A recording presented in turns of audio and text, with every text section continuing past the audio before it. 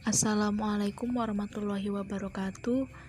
Halo guys, perkenalkan nama saya Septiana. Saya dari Universitas Pelita Bangsa Cikarang. Saya dari kelas MA 21C01.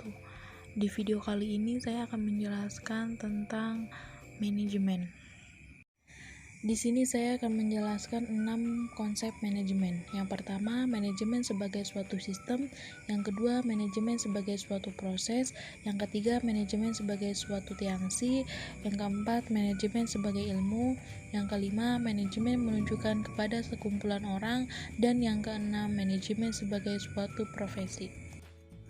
Manajemen adalah proses pengambilan keputusan dan pengendalian terhadap tindakan-tindakan yang dilakukan untuk mencapai tujuan yang telah ditetapkan sebelumnya. Definisi umumnya yaitu manajemen adalah proses merencanakan, mengorganisasi, mengarahkan, dan mengendalikan kegiatan untuk mencapai tujuan organisasi dengan menggunakan sumber daya organisasi. Manajemen ilmiah yang pertama menurut Robert Women tahun 1771 sampai 1858, yaitu tentang peningkatan kondisi karyawan, perubahan jam kerja yang dapat meningkatkan hasil produk dan laba. Yang kedua menurut Charles, yaitu penerapan prinsip ilmiah dan ide kegiatan perakitan. Yang ketiga menurut Frederick Taylor, yaitu gerak dan waktu yang efisien, yang bisa menentukan sistem upah dan bonus untuk melampaui atau memperbaiki metode kerja.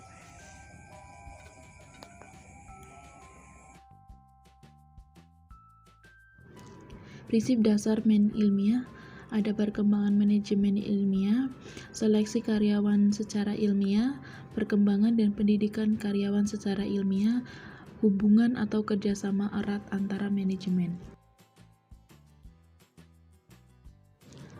Berikut ada teori organisasi klasik yang memiliki 5 unsur, yaitu 1. Perencanaan, pengorganisasian, pemberian perintah, pengkoordinasian, dan pengawasan. Berikut 14 prinsip Manfile. Pertama, pembagian kerja, wewenang, disiplin, kesatuan perintah, kepentingan umum, balas jasa, sentralisasi, garis wewenang, order, keadilan, stabilitas staf organisasi, inisiatif, dan semangat korps.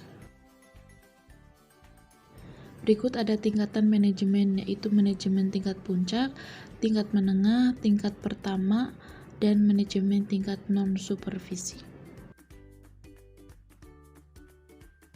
Dapat dilihat di sini terdapat gambaran tempat kerja saat ini. Salah satunya adalah pekerjaan itu sendiri akan didefinisikan ulang, belajar terus-menerus lebih banyak, pemikiran tingkat tinggi. Lingkungan perusahaan. Lingkungan eksternal adalah lingkungan yang berada di luar organisasi, saling mempertukarkan sumber dayanya dengan organisasinya tersebut dan tergantung satu sama lain. Ada juga faktor-faktor dari luar di mana reaksi tersebut akan tercermin dalam kebijaksanaan dan keputusan-keputusan manajemen. Yaitu yang pertama menentukan, yang kedua mengorganisir, yang ketiga mengarahkan, dan yang keempat mengawasi.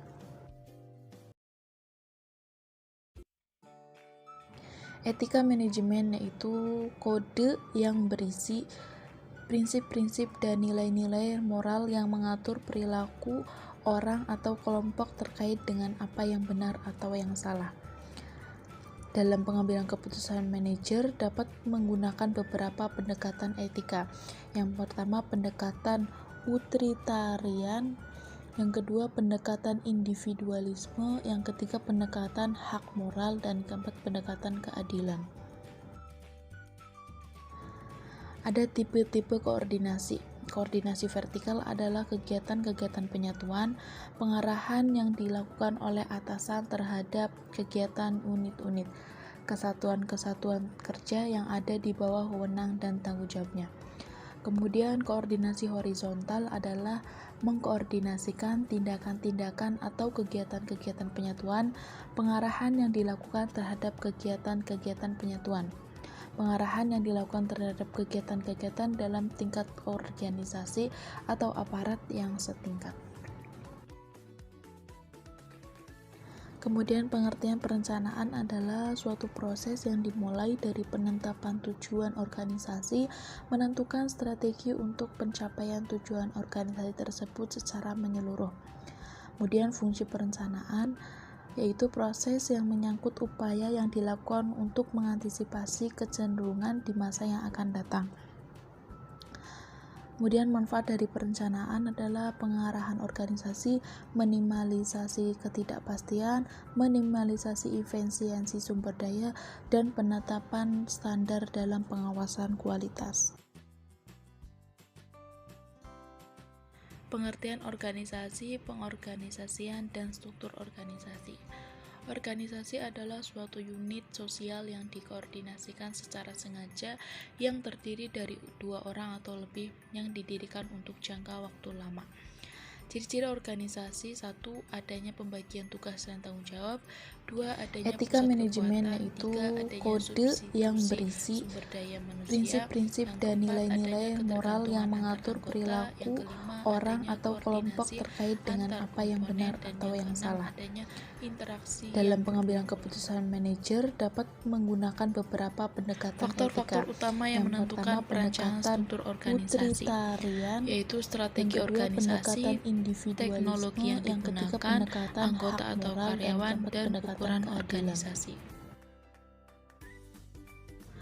Manajemen strategi. Dalam melakukan kegiatan administrasi bisnis, fungsi pertama melakukan perencanaan. Perencanaan dalam manajemen terbagi menjadi 2, yaitu perencanaan strategis dan perencanaan fungsional. Perencanaan strategis lebih berfokus pada bagaimana manajemen puncak menentukan visi, misi, falsafah, dan strategi perusahaan untuk mencapai tujuan perusahaan dalam jangka panjang.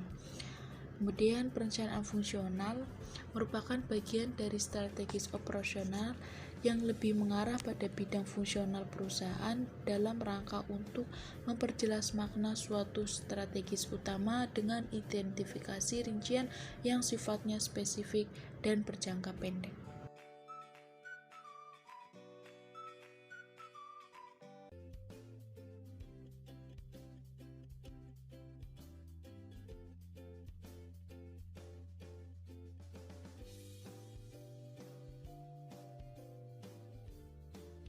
Pengertian manajemen sumber daya manusia adalah pemanfaatan para individu untuk mencapai tujuan-tujuan organisasi. Tujuan-tujuan manajemen sumber daya manusia adalah tujuan organisasional, tujuan fungsional, tujuan kemasyarakatan, dan tujuan personal.